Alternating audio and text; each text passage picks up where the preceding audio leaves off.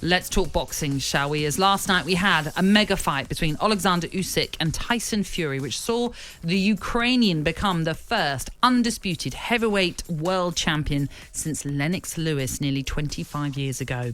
Fury believed he had done enough to win the fight, saying it was one of the daftest decisions in boxing. After the fight at the talkSPORT watch-along last night, our very own Spencer Oliver even had this to say on the decision.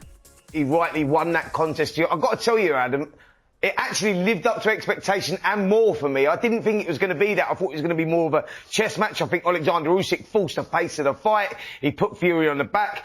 Fury then done that, adapted very well in the contest, that adaptability, and he started taking control of the middle rounds, and Usyk done what great fighters do, bit down on his gum shield and rolled the dice and threw it at Tyson Fury and run away, a deserved winner there. The 115, 112, I think, boys, was about right. Yeah. I could have even been 116, 112 on my card, but it was like the right person won the fight.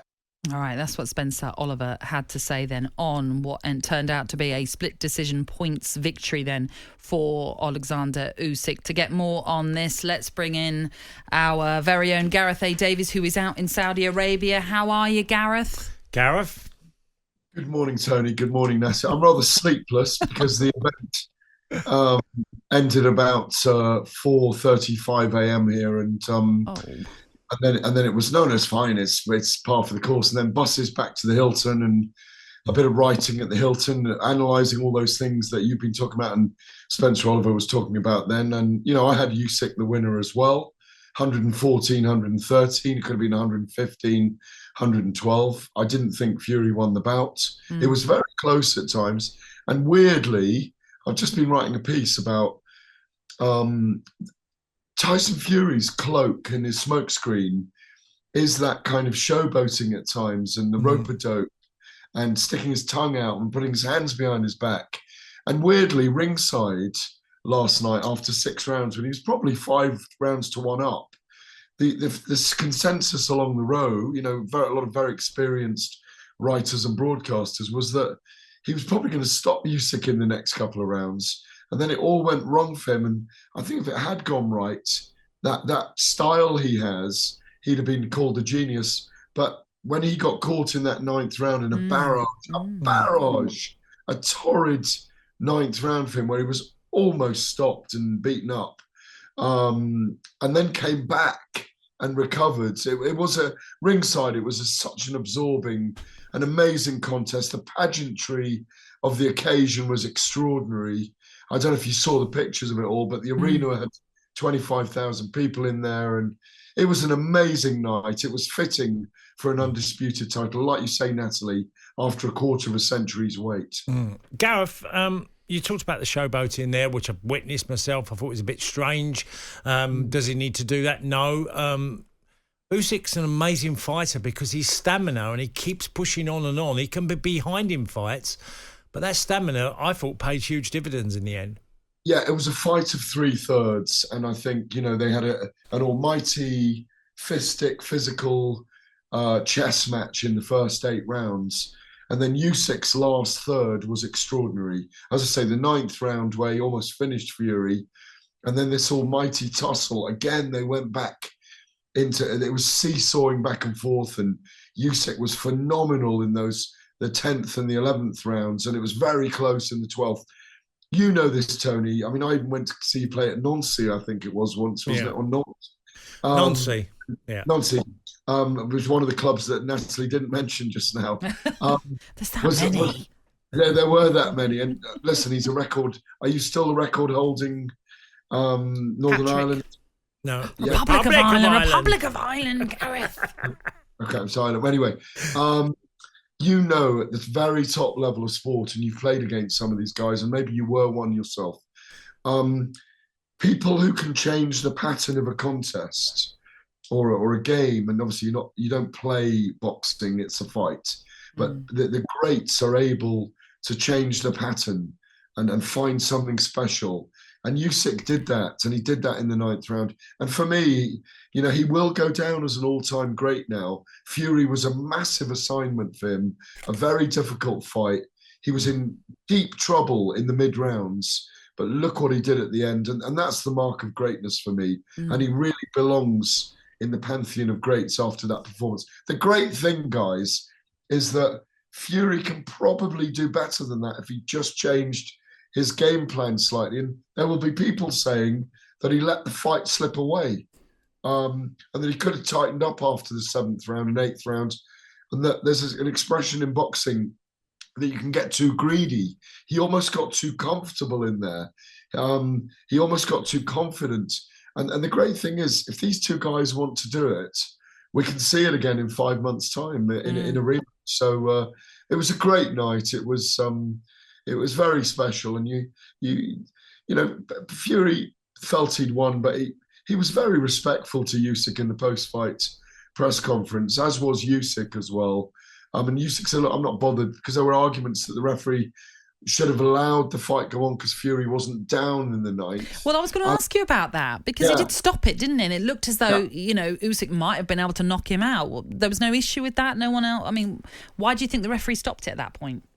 It's a point very well made. Well, Alex Krasiuk, Usyk's manager, brought that up, his promoter rather, brought that up. And, you know, Mark Nelson, the referee, I think because Fury was being propped up by the ropes at that point, he'd gone. He definitely was all over the place. His legs had gone, his head had gone.